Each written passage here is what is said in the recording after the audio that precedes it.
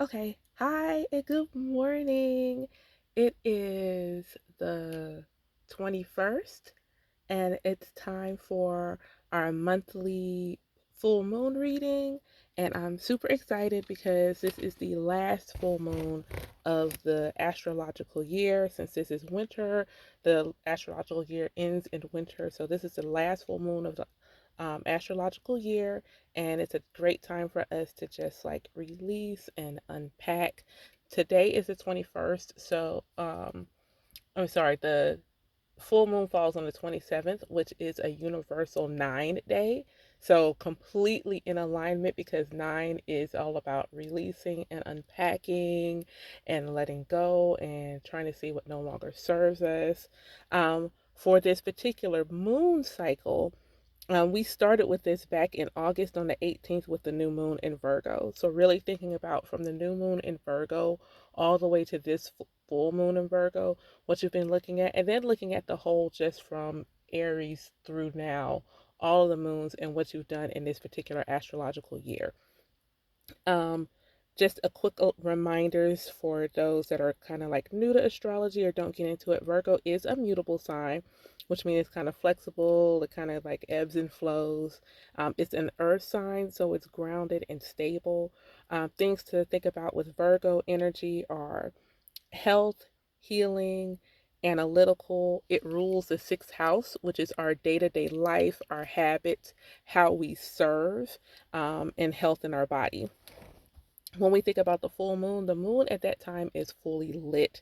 So it's illuminating where we've been successful and what we need to let go of. Things that you can think about for yourself personally is pull up your birth chart and see what house the moon is falling in and think about that particular area of your life and how it's impacting that. So for me, the moon is going to be in my third house. So you know, early childhood, communication, thought, siblings. So, really digging into probably a bunch of inner child work will be happening for me. Actually, that's been the theme of all these last few days. Um, just to like set a beautiful scene for y'all, this morning I decided to get up and leave the house since I don't have to have the kids. And I've been at the lake all morning. Like, there's nobody here because, it's winter. Who's coming to the lake in the winter because it's cold? But I got the windows down. The water is very blue and beautiful. And I'm just sitting in the car chilling. So I don't have my camera, little phone stand today. So it'll look like a regular video, but I feel so great.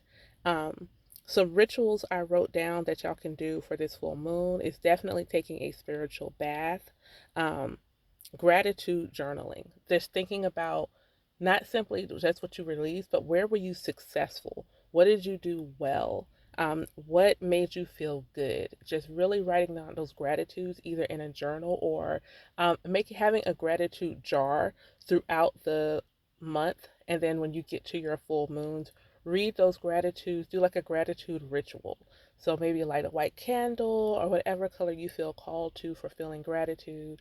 And then take the paper, tear it up into small pieces, wet it so it's like easily to like degrade, and then take it out into nature and release that gratitude out. I actually did that the last full moon, and I'll probably do it again this Saturday since I'll be out in nature that morning. I did take a look to see if there were any void of course impacts on the 27th.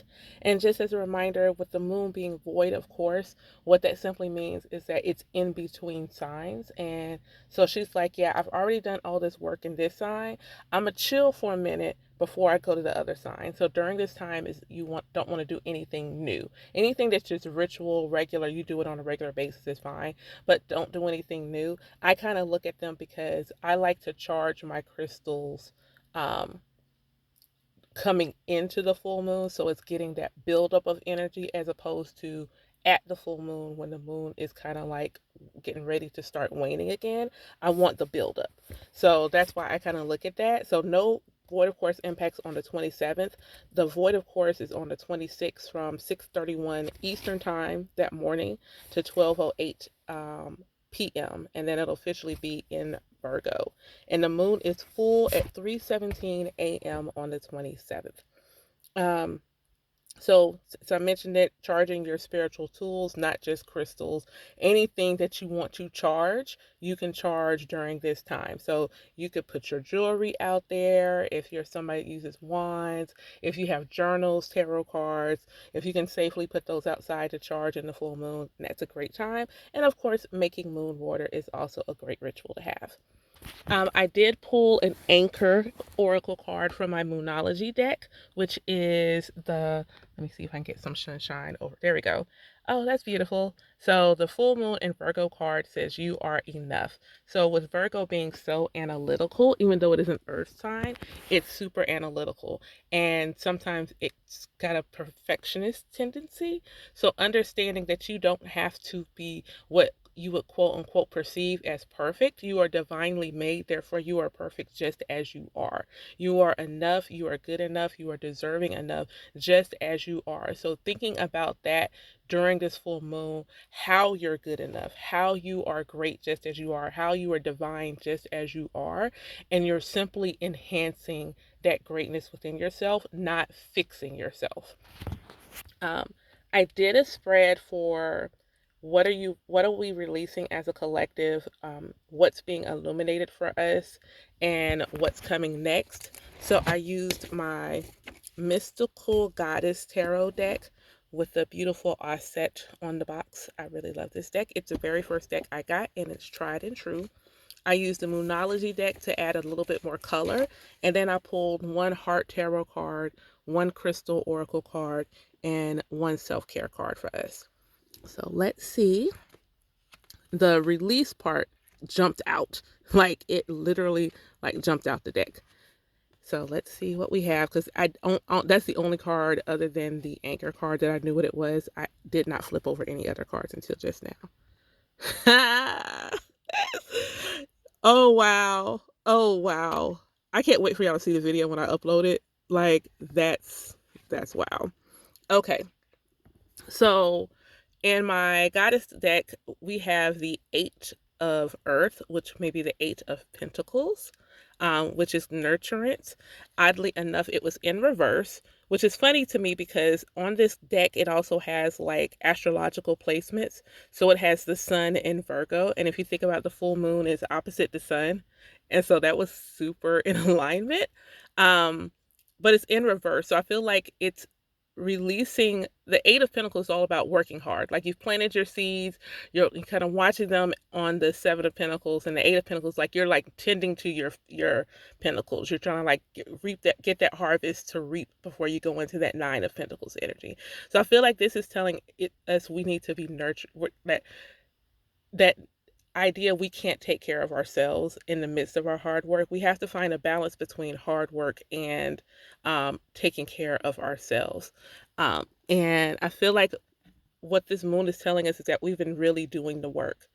Because what we're that time of for healing, the balsamic moon, is telling us that we've been doing the healing work. We've been doing all this great work on ourselves. Um, Now it's time for us to expand. Now it's time for us to really get our glow on and understand that, like I say in our goddess gatherings, I say we're not on a healing journey, we're on a journey of expansion. And I feel like that's what this moon is releasing, that fix me energy and really nurturing your growth, nurturing what you're trying to get accomplished, and understanding that you're in a journey of expansion. So, what's being illuminated is this very beautiful crone of earth. This would be like the king of pentacles, and it's ascension. And this is Taurus energy. This is abundance. This is power. This is energy. This is material success. And beneath it for the moon card is conclusions are within reach. So we're coming to the end of a cycle. We're coming to an end of a journey. We are moving on to the next phase and whatever is going on, whether this is business, personal, spiritual, we're moving into this next wave and ascending beyond where we were before. Um, and what's coming next, we have the Four of Fire, which is completion, and the waning moon was what do you need to release. And looking at that Four of Fire card, I'm thinking about like the Four of Wands and how, like, at the Three of Wands, you really kind of just started to say, okay, I'm gonna go ahead and take this step. I'm about to go ahead and do this. I've made a decision. I'm not waiting. I'm gonna go ahead and take action. And that Four of Wands is like that coming together of that energy and really tapping in. Like the card itself is like a lotus flower on fire, which the lotus flower is all about rebirth and transformation. So as you're being reborn, as you're transforming, as you're taking these new steps, just remembering some everything can't come with you.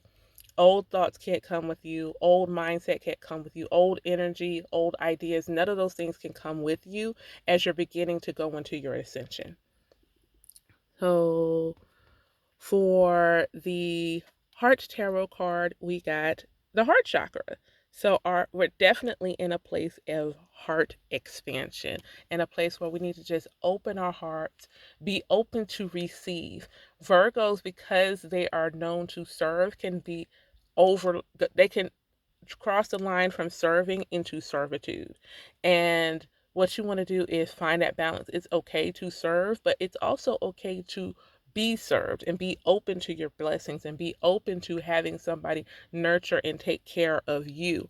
So make sure that your heart chakra is open and make space to build that as a foundation within yourself, because it's a number 4 card, and fours are all about building and making sure you're just making space within yourself to really, really, really tap in to your heart and listen to what your soul wants so that you know where you're trying to ascend to. I'm gonna do self care first. So the self care was sing. And it's really funny because I did my own personal reading last night and I got music and I listened to somebody and she got music and sing. So clearly, we all need to be in our spiritual baths and in our spiritual showers using song for meditation. We need to be singing, we need to be dancing, we need to be jovial because it's the end of it's the last full moon. This is a time to celebrate that we've done so many great things. We're shaking off all those things that no longer serve us. So find a song. It doesn't have to be a spiritual song. Find a song that lights you up, that makes you feel good, that makes you feel strong and powerful, and sing that song as you're doing your full moon rituals and see how that feels for you. So the other card I got, the crystal I pulled was kyanite. So it is a very beautiful blue crystal. So I'm confident it's probably throat or third eye. But since I don't know all my crystals like that, I am going to lean into the book to make sure that we get the right message for this beautiful kyanite crystal. If I can do the letters, there it is. All right, so kyanite is all about resolving disputes, diplomacy, restoring harmony, mending fences, and building bridges. So, harmony means that even though we are all different, we can blend our unique voices to create an ethereal chorus that uplifts us. Wow, how like beautiful is that to come up right after singing? I love that. Um, Kyanite's message is that now is an excellent time for fixing those sour notes that have appeared, resolving any disputes, and healing any risks for the good of all. Although we have our, and then of course the book fell out my hand. Hold on. Let me get it back. Come on back. There we go. Although we have our own ways, we can learn so much and gain tremendous support when we let go of our rigid my way or the highway attitude. Okay, I have to pause there because my dad's a Virgo and he's really set. Like, this is how things are, this is how things are going to be. Um, like, really, really, really, like, really analytical. Like, really, they could be nitpicky. Even my ex is a Virgo and just super set, not open to hear any other like this is where their mind is made up. And so I feel like this is telling us that we need to like be open. Just literally be open to the fact that everybody is on their own soul journey. Everybody's has their own soul purpose and sometimes what you're seeing they're not going to see, what you're thinking, they're not going to think. But there may be a way, depending on the energies, for y'all to meld and make beautiful music together. So I feel like that's pretty cool because I have like heart, the kyanite, and saying all are all together on one row. So I think that's really awesome. Um, I think that's it. I'm hold on, seeing. Yep, that is all that I have for you guys for your full moon reading. You know, I like to keep these short. If you like this, be sure to give the video a like. Feel free to share it with your friends. Drop something in the comments for me so that way if you see the cards and you get your intuition tells you something else is coming up, I would love to know it because somebody else may need that message from Spirit as well. If you are not already subscribed to my YouTube channel, please go ahead and hit the subscribe button. I greatly appreciate it. And the link to how other ways you connect me will be down in the description box. And as always, if you feel so called, you can always leave me a donation or a tip. Gratitude. Hope y'all have a beautiful, beautiful day and have a great full moon.